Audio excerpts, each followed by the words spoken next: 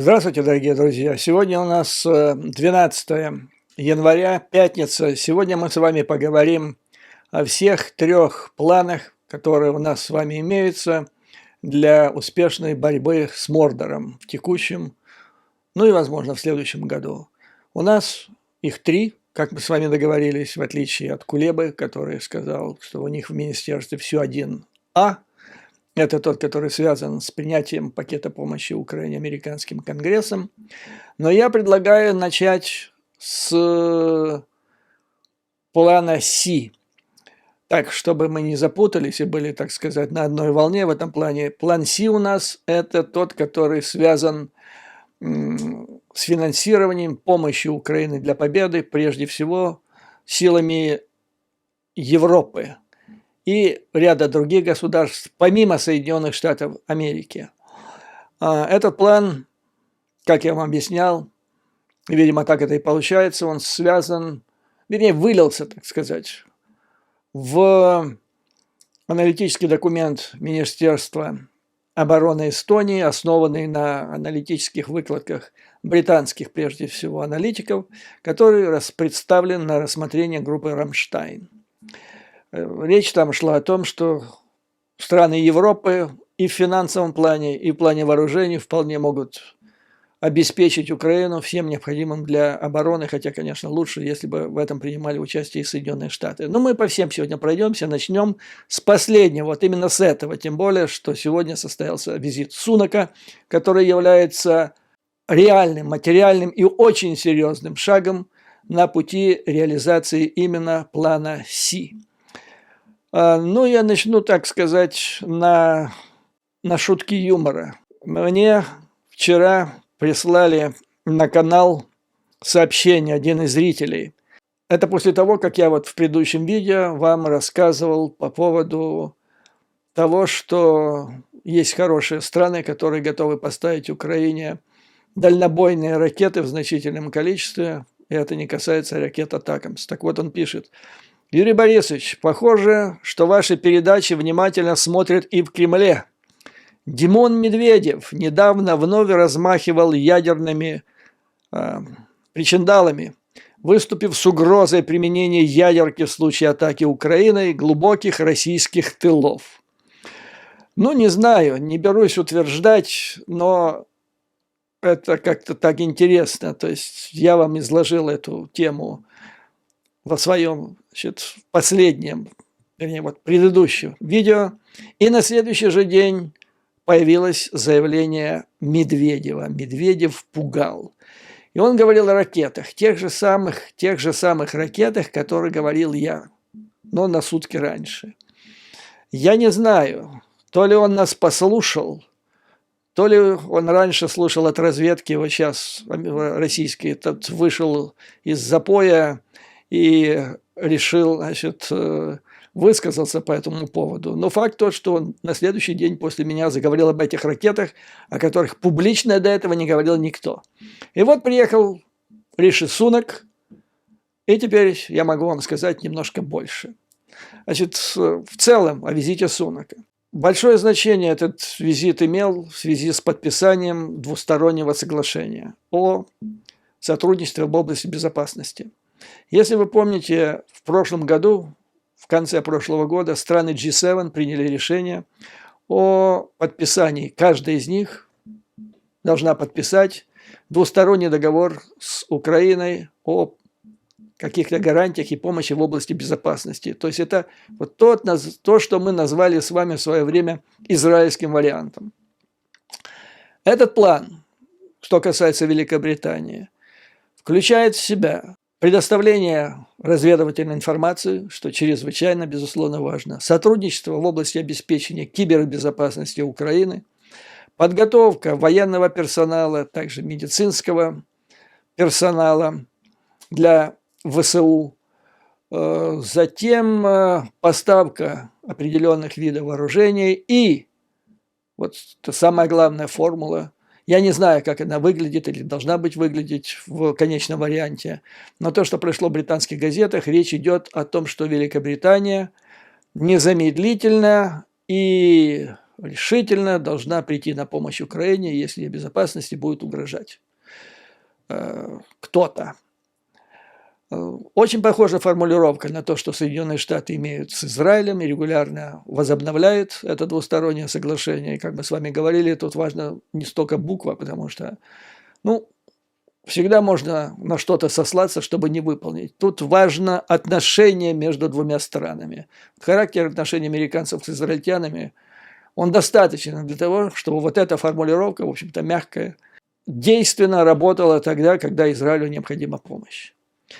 И помимо этого Риши Сунак привез $3,1 миллиарда, это на нынешний финансовый год и можно начать с следующего финансового года, эти суммы будут затрачены на поставку дронов, разведывательных дронов, ударных дронов, затем на ракеты-перехватчики для ПВО, то есть это важнейшая тема для Украины, закрытие неба, затем снаряды, и только в одном предложении – дальнобойные ракеты, вернее, ракеты дальнего радиуса действия. Что за ракеты, господа? Могу вам теперь сейчас сказать, то есть я никогда не говорю то, чего не было еще публично, где-то озвучено, или никогда не говорю без того, чтобы источник информации не дал мне на это согласие. Так вот, речь идет о ракетах дальностью более 1000 километров. 1000, повторяю. Значит, их ударная сила или способность поражения, по идее, как меня заверили, превосходит ракеты из Storm Shadow, и не говоря уже о Атакамс и даже Торос. Их уже есть большое количество. То есть первая поставка, как мне сказали, будет включать в себя сотни, скажем так, мягко, сотни ракет. Вообще, в перспективе их количество может достигнуть такой величины, что превзойдет количество ракет, которые имеются на вооружении у Российской Федерации. То есть, если это все так случится, то преимущество РФ в небе и в плане ракетных ударов будет положен конец. Причем, что еще самое главное, британцы сняли все ограничения на использование этих ракет. Как мне передали, в военном ведомстве, в парламенте, в правительстве Великобритании существует аксиома теперь. Нам все равно, куда будут украинцы бить этими ракетами. Запомните эту фразу, эту мысль, потому что дальше мы с вами пройдемся по этому делу. И понятно, что, видимо, я так рассчитываю, что, видимо, Медведеву объяснили это. Наверное, у них все-таки на сутки раньше до визита Сунака была соответствующая информация. Поэтому он сделал якобы, как мне сказали, ядерными причиндалами, размахивал. Но размахивал как-то так тихенько на этот раз, по сравнению с предыдущими. Вообще я должен сказать, что это, конечно, проявление слабости.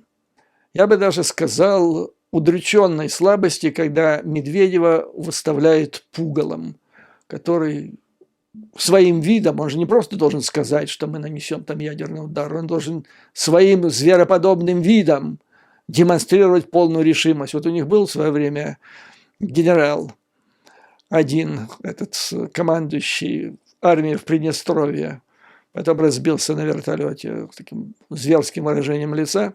Но Медведев, куда? Я вот когда смотрю его, я вспоминаю анекдот, не могу не рассказать вам. В лесу завелся карлик и начал ко всем приставать, донимать.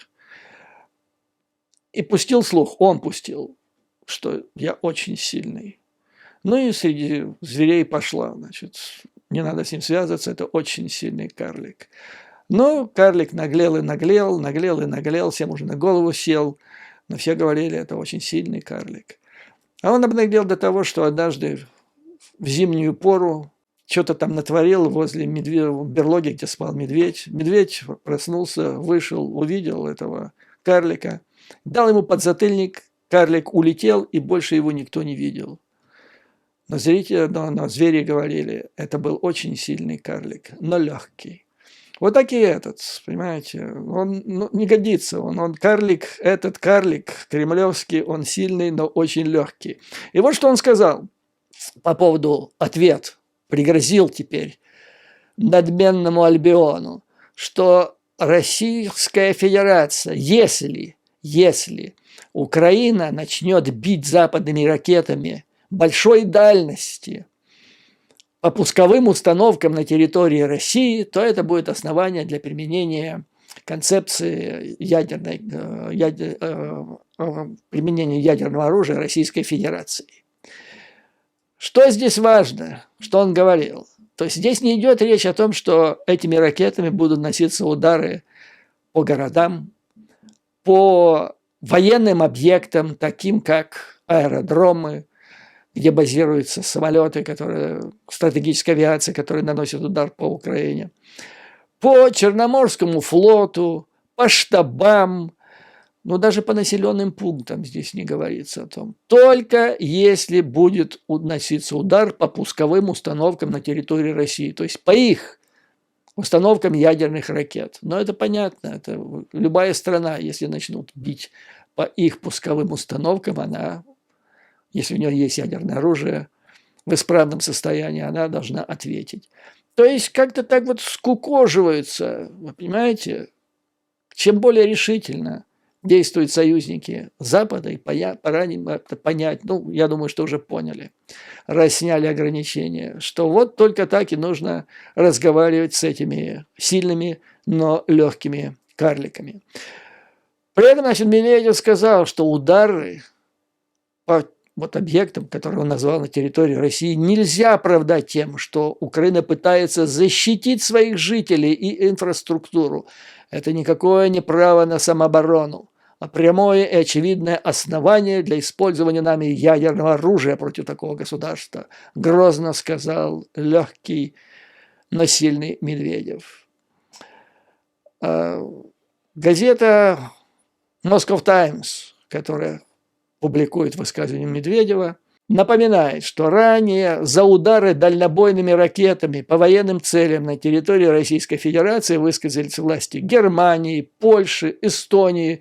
Теперь добавляйте сюда Великобританию. Соединенные Штаты неофициально, но совершенно откровенно сказали британцам, что они поддерживают их позицию, тоже не возражают. Таким образом, вот если я хочу дождаться факта поставок, мы, наверное, узнаем по этих поставках уже после того, как что-то там начнет крошиться, рушиться на территории врага, и начнется повсеместная бавовна. Но если так все пойдет, как мне сказали, запланировано, то это может быть действительно переломным моментом в войне, потому что это изменит дисбаланс какой-то, когда Мордор имеет право наносить удары по любым объектам на территории Украины, а Украина якобы не имеет. Теперь имеет, она и раньше имела, но теперь она может иметь право использовать для этого то оружие, которое ей будет поставлено. Вот лично для меня это решение о поставке этих дальнобойных ракет и каких ракет, то есть до сих пор, вы же помните, сколько копий было сломано по поводу дальнобойных атакамс на 300 километров, а тут более 1000, причем значительно более 1000. И не 300, не 20, не 40, а я назвал порядок этих цифр. Свидетельствует о том, что на Западе наконец-то поняли, что вот эти все угрозы, или, как пишет мой зритель, трясение ядерными причиндалами, оно уже ни на кого не производит впечатления. То есть Кремль лишился своей главной стратегической карты, которую он разыгрывал с первого дня агрессии против Украины. Пугал, блеф, Потемкинская деревня, угроза там показать Кузькину мать. уже не работают. И, может быть, именно поэтому выставили, скажем, там не какой-нибудь Патрушева, а самого легкого карлика, который только имеется в наборе в Кремле. Ну, это вызвано, вот это обстоятельство вызвано и тем, что показала, скорее всего, что не показала российская, не смогла показать вторая армия мира на полях сражения Украины, ну, а также то, что происходит внутри Раши.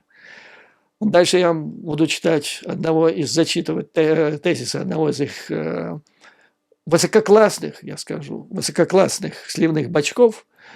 То есть они пытаются еще пыжиться и подменить вот увядающий блеф по поводу ядерного оружия. Они все больше пытаются разыграть блеф по поводу того, что у них в экономике все шикарно, и что могут они воевать так сколько угодно. Нет, нифига не может. И новости из Раши об этом говорят. Омск. Более полумиллиона. Мне назвали близко к 1 миллиону замерзшие. Замерзшие. Страна, которая грозилась заморозить в эту зиму всю Европу. Она вымерзает. Красноярск, Новокузнецк. Все это мерзнет. То есть люди ломают заборы, все деревянное, что есть, мебель, жгут. Спасаются на улице от холодов. Ну, перебои в связи с, как сказал Путин, с возросшим благосостоянием народа, наметились перебои с яйцами, с курятиной. Последний раз такие перебои были вот буквально накануне и во время развала Советского Союза 90-91 год. Вот. Тогда это произошло из того, что экономика рухнула, а теперь якобы это происходит из возросшего благосостояния, как говорит Путин, но это уже никто не покупает. Аэродром Миллерово – это то, откуда наносятся удары по Украине стратегическими бомбардировками и ракетами на их борту. Ростовская область замерзает. Народ бросил клич «Обогреем наших пилотов». Это те военные преступники, которые запускают ракеты средней дальности с самолетов Ту-95, Бэкфайр и других.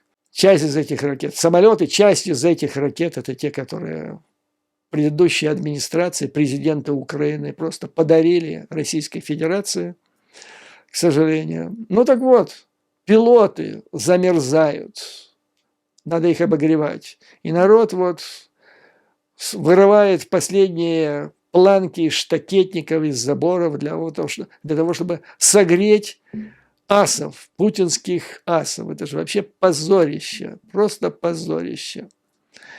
Ну и еще во время визита Сунака прошла информация о том, что Великобритания якобы готова разместить ограниченный контингент британских войск. Но это и для тренировки, и, может быть, для того, чтобы помочь в качестве инструкторов, для того, чтобы помочь осваивать то, что будет поставлено.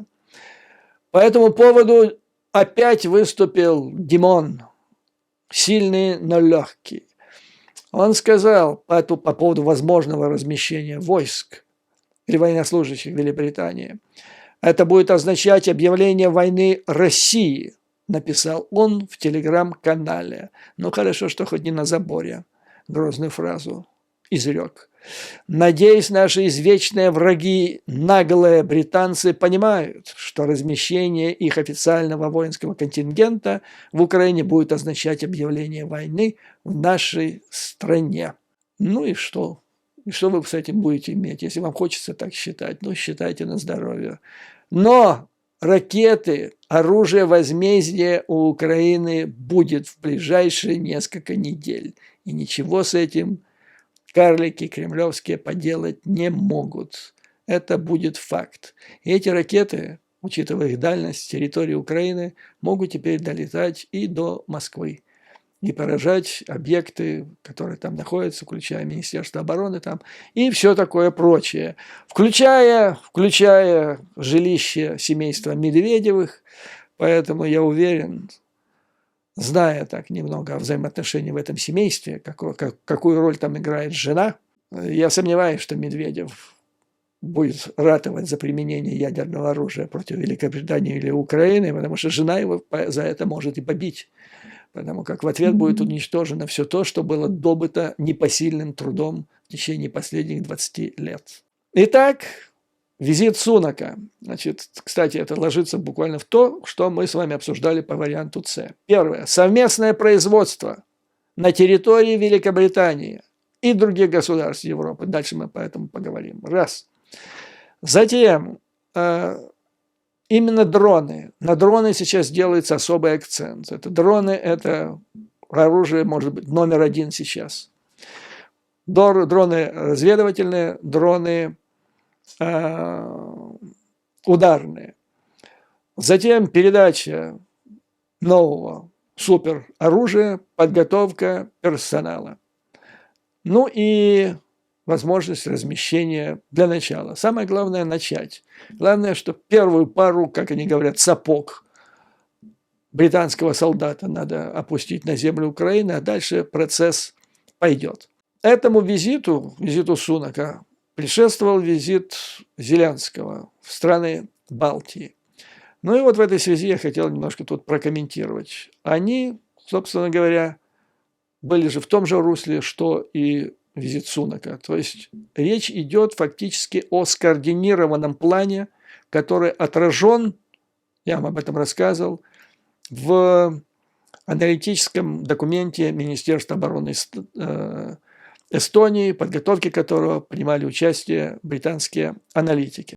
Вот что, допустим, было сказано интересного руководителем, лидером Латвии Ринкевичусом. Оказывается, значит, поддержка Украины со стороны Латвии превысила 600 миллионов евро, что составляет почти 1% валового внутреннего продукта страны. И это очень важно. Помните, я вам обращал внимание на эту цифру из документа Министерства обороны Эстонии. За прошедший год страны группы «Рамштайн» поставили Украине помощи на общую сумму, военной, только военной, на общую сумму 95 миллиардов долларов.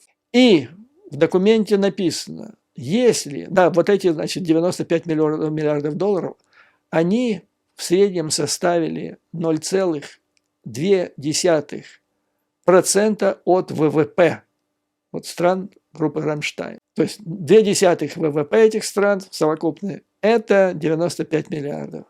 В документе говорится, а вот если мы поднимем на 0,05 до 0,25 от ВВП всех стран группы «Рамштайн», то мы получим для Украины 125 миллиардов на год.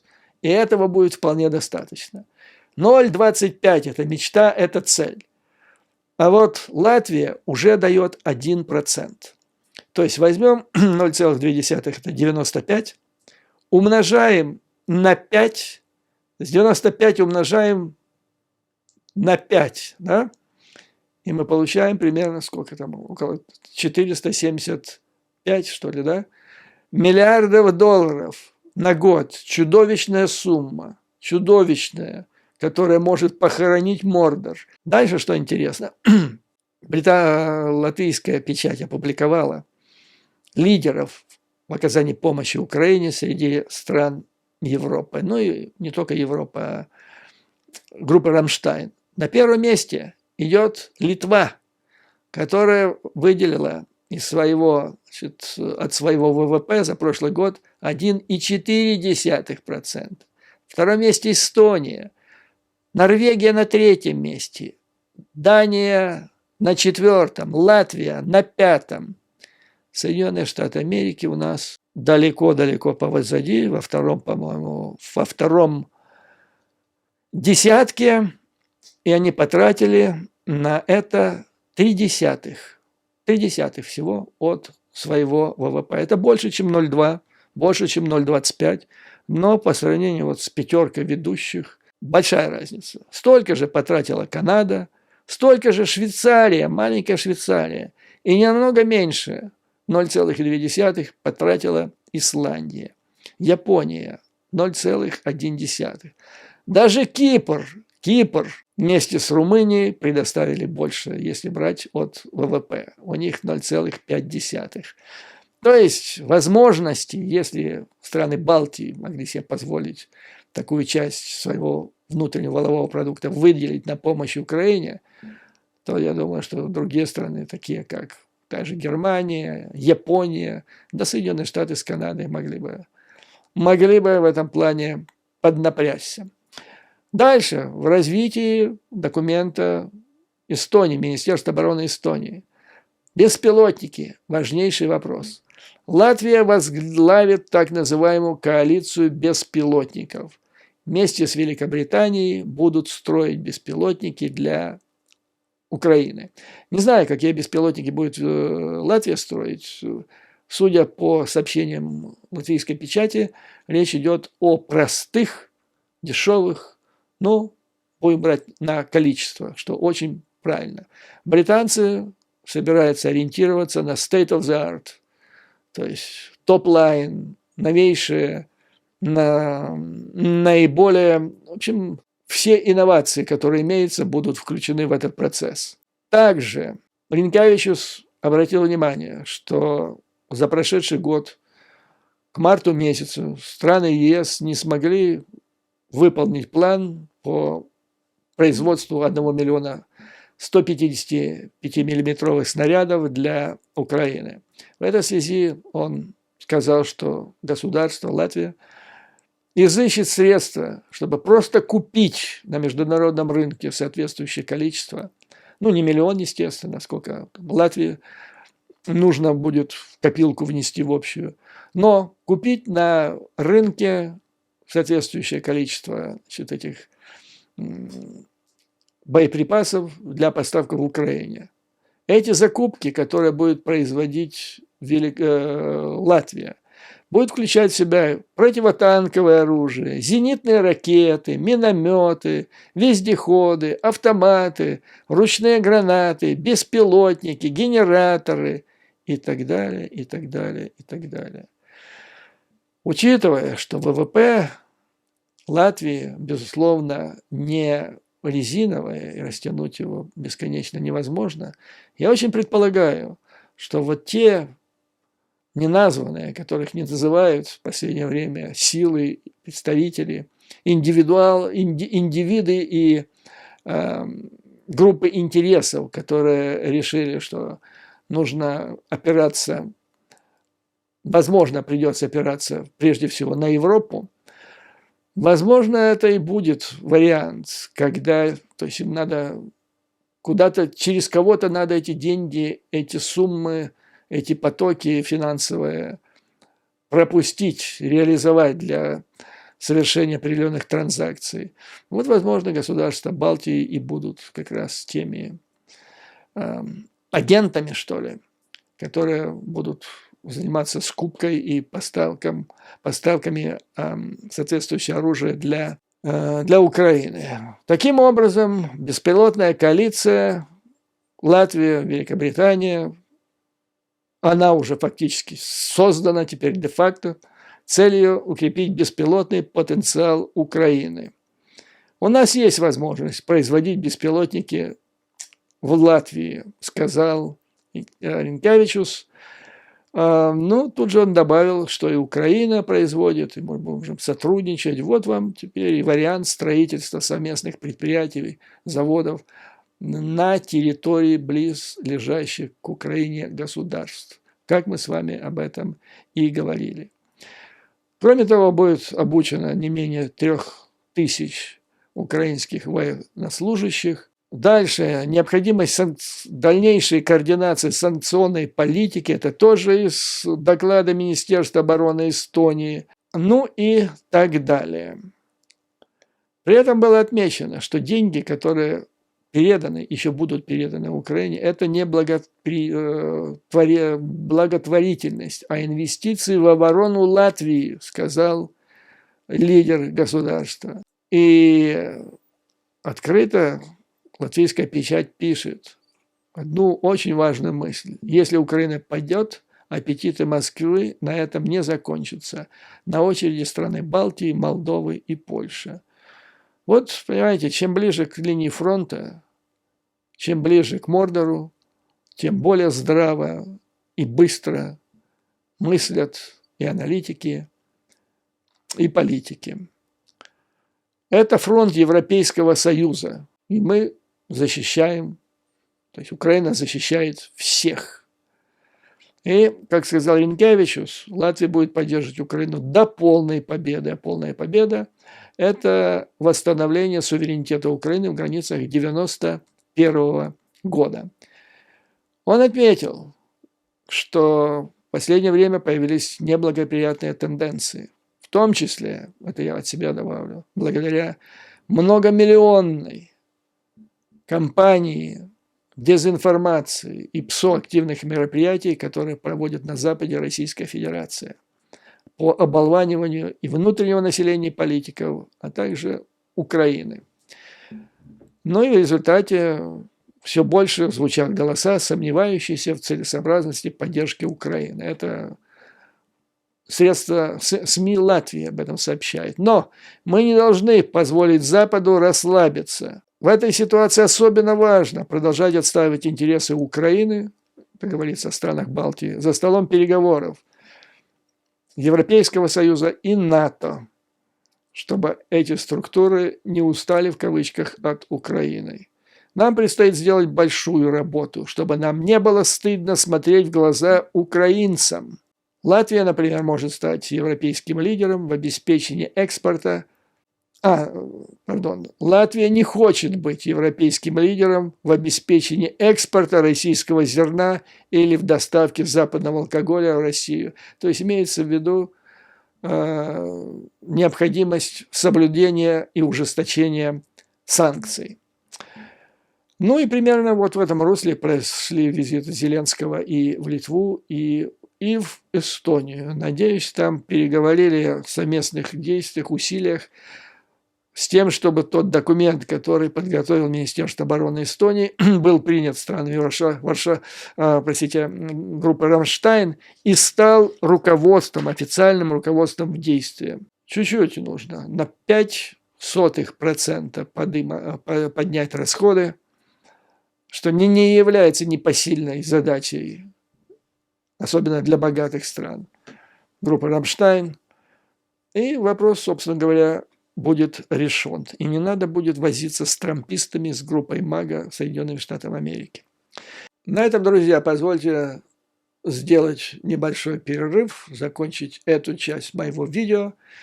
В следующей части, которая будет опубликована сегодня же, я вам расскажу, как обстоят дела с планом A and B. Там тоже есть интересное развитие событий. Поэтому надолго с вами не прощаюсь. До скорой встречи.